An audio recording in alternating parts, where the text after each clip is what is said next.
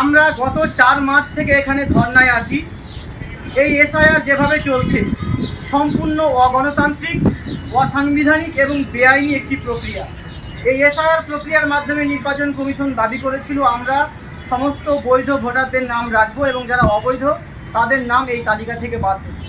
আসলে নির্বাচন কমিশনের উদ্দেশ্য ছিল এদেশের যারা যুগ যুগ ধরে জন্মেছেন, বড় হয়েছেন তাদের নাম বাদ দেওয়া এবং বাইরের মানুষ এনে পশ্চিমবঙ্গের রাজনৈতিক যে সমীকরণ সেটাকে সম্পূর্ণ বদলে ফেলা।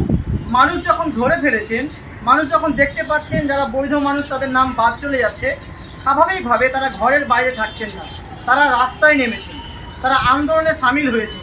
এবং আমাদের এই পাকসাকাশি যে ধর্ণা মঞ্চ যখন আমরা 1 মাসে পা দিতে চলেছি তখন দেখতে পাচ্ছি রাজ্যের কোনায় কোনায় গড়ে উঠেছে এরকম অনেক ধর্ণা মঞ্চ, প্রতিবাদ সভা, পথসভা থেকে শুরু করে কোথাও কোথাও আমরা দেখতে পাচ্ছি রাস্তা অবরোধ করছে মানুষ। কারণ তারা বুঝে গিয়েছেন আমাদের ভোটাধিকার শুধু কেড়ে নেওয়া না, এই এনআরসি করে নেওয়া হচ্ছে, অর্থাৎ এসআইআর নাম করে ভুল পথে এনআরসি করতে চাইছে নির্বাচন কমিশন।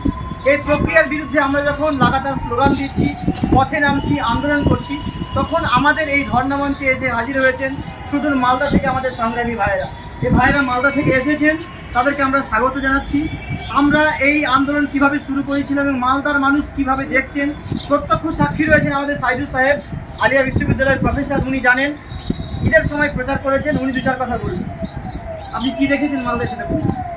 হ্যাঁ, মালদার লোক, মালদার যারা ভূমিপুত্র, মালদার যারা শত শত বছর ধরে যারা মালদার অধিবাসী, তাদের দেওয়ালে ভিড় জেগে গিয়েছে, তারা আজকে রাস্তায় নেমেছেন এবং যারা এটাকে বলছেন যেটা পূর্ব পরিকল্পিত, তাদের এটা বলা উচিত যে পূর্ব পরিকল্পিতভাবে যে তাদের ভোটার লিস্ট থেকে নাম কেটে দেওয়ার যে ষড়যন্ত্র হয়েছে এটা তো পূর্ব পরিকল্পিত।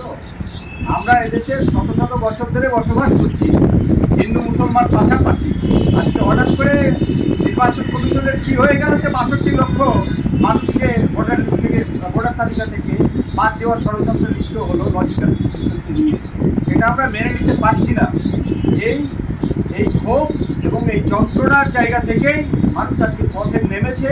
আমাদের ভাবাবেগকে বোঝা উচিত এবং আমি নির্বাচন কমিশনের কাছে আবেদন করব যে তারা দিল্লি থেকে মালদা এসে, মুর্শিদাবাদ এসে, দিনাজপুরে এসে, 24 পরগনায় এসে এই বৈধ নাগরিকদের ভোটার তালিকায় তাদের পুনরায় নাম তুলে দেওয়ার তারা চেষ্টা করুন, নাহলে আমরা পথে নামতে বাধ্য হব। এই জন্য যেটা আমাদের অস্তিত্ব বাঁচানোর লড়াই, এটা আমাদের আত্মরক্ষার লড়াই, এটা আমাদের জীবন মরণের লড়াই। আমরা ডিটেনশন ক্যাম্পে দিতে চাচ্ছি না। আমরা আমাদের যে নাগরিক অধিকার সেগুলো কেউ হরণ করে নেবে সেটা আমরা কোনোদিন মেনে নেব না। আর যারা বলছে এটা পূর্ব পরিকল্পিত, তারা মনে রাখবেন যে ভোট কাটাটাও পূর্ব পরিকল্পিত, ষড়যন্ত্র করে অসাংবিধানিক এসআইআরের মাধ্যমে এবং লজিক্যাল ডিসক্রিপেন্সির মাধ্যমে বৈধ নাগরিকদের ভারতবর্ষের নাম কাটার ষড়যন্ত্র হয়েছে। এই ষড়যন্ত্রের বিরুদ্ধে আমরা আন্দোলন করছি। পরিস্থিতি কীভাবে নাম কাটা হয়েছে মানুষ, আমরা পরিস্থিতি দেখছি কিছু কিছু জায়গায় 50%, কিছু জায়গায় তারও বেশি। কিছু বোঝাচ্ছে যেগুলো হয়তো হাতে গোনা 5টা উঠেছে, বাকিগুলা দিলে এরকমও নজির আছে। আর বাকিগুলা বলা অপেক্ষা রাখে না, একটা বিশেষ কমেডি মানে এখানে বেশি কাটা হচ্ছে। এইগুলাই আমরা প্রত্যেকে বলছি। আজকে যারা পথে নেমেছে তারা কিন্তু তামাশার জন্য নামেনি। পথে নামাটা কোনো তামাশা নয়, এটা কোনো এন্টারটেনমেন্ট নয়।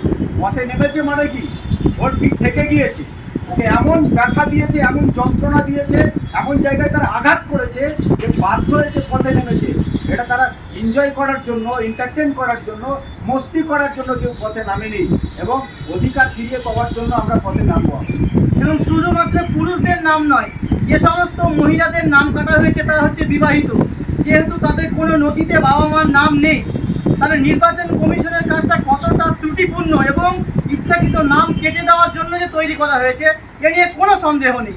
এবং যে কোনো রাজনৈতিক দল যখন মানুষকে বোঝাচ্ছে ভোটের পরে আপনার নাম উঠে যাবে, সাধারণ মানুষকে বলতে চায় আপনারা কারো প্রতারণায় পা দেবেন না, কারো প্ররোচনায় পা দেবেন না। আপনার অধিকার আপনাকে বুঝে নিতে হবে।